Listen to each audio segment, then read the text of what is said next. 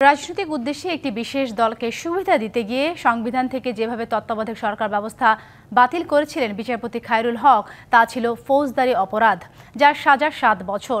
এমন মন্তব্য করেছেন অ্যাটর্নি জেনারেল মোহাম্মদ আসাদুজ্জামান। গণঅভ্যুত্থান পরবর্তী সময়ে রাজনৈতিক দলগুলো ঐক্যবদ্ধ কোনো সিদ্ধান্ত নিলে তা সংবিধানের অংশ হয়ে যায় বলেও মন্তব্য করেন তিনি।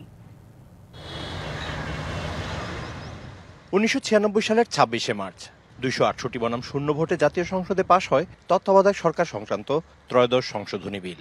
সেই ব্যবস্থাপনায় হওয়া পরবর্তী 3টি নির্বাচন প্রশংসা কুড়োয় দেশে বিদেশে। পরবর্তীতে আপিল বিভাগের এক রায়ের সূত্র ধরে আওয়ামী লীগ সরকার 2011 সালের 30শে জুন তত্ত্বাবধায়ক সরকার ব্যবস্থা বাতিল করে এবং রাজনৈতিক সরকারের অধীনে হওয়া পরবর্তী 3টি নির্বাচন প্রশ্নবিদ্ধ হয় সবার কাছে। এমন পরিস্থিতিতে 24-এর 5ই আগস্ট সরকার পতনের পর সংবিধানে তত্ত্বাবধায়ক সরকার ব্যবস্থা ফিরিয়ে আনতে উদ্যোগী হন রাজনীতিবিদ ও সুশীল সমাজের প্রতিনিধিরা। এ বিষয়ে রিভিউ শুনানির ধারাবাহিকতায় বুধবার রাষ্ট্রপক্ষের যুক্তি তুলে ধরেন অ্যাটর্নি জেনারেল। পরে ব্রিফিংয়ে তিনি বলেন, অসৎ উদ্দেশ্যে রায় দিয়ে ফৌজদারি অপরাধ করেছিলেন সাবেক প্রধান বিচারপতি খায়রুল হক।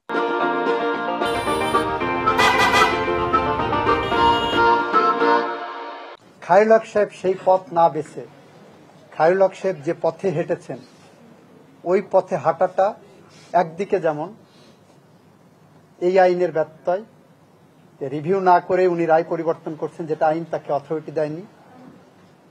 আরেকদিকে বলেছি এইটা দণ্ডবিধির 219 ধারা অনুসারে শাস্তিযোগ্য একটা অপরাধ।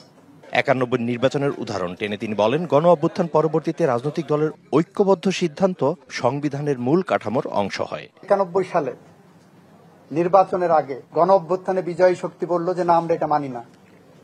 তখন কিন্তু কোনো সনদ টনদ লাগেনি। রাজনৈতিক দলের মতৈক্যের ভিত্তিতে গণ অভ্যুত্থানের বিজয়ী শক্তি কনসেনসাসের বেসিসে নির্ধারণ করলেন, পরবর্তী পার্লামেন্টে সেটাকে এন্ডোর্স করলেন। These are constitutional conventions. সংবিধান কোনো কোরআন বা বাইবেল নয় যা পরিবর্তন করা যাবে না বলেও মন্তব্য করেন মোহাম্মদ আসাদুজ্জামান। আগামী প্রজন্মের জন্য এমন একটি দৃষ্টান্ত হয়ে থাকবে। Mizan Ahmed, DBC news, Dhaka.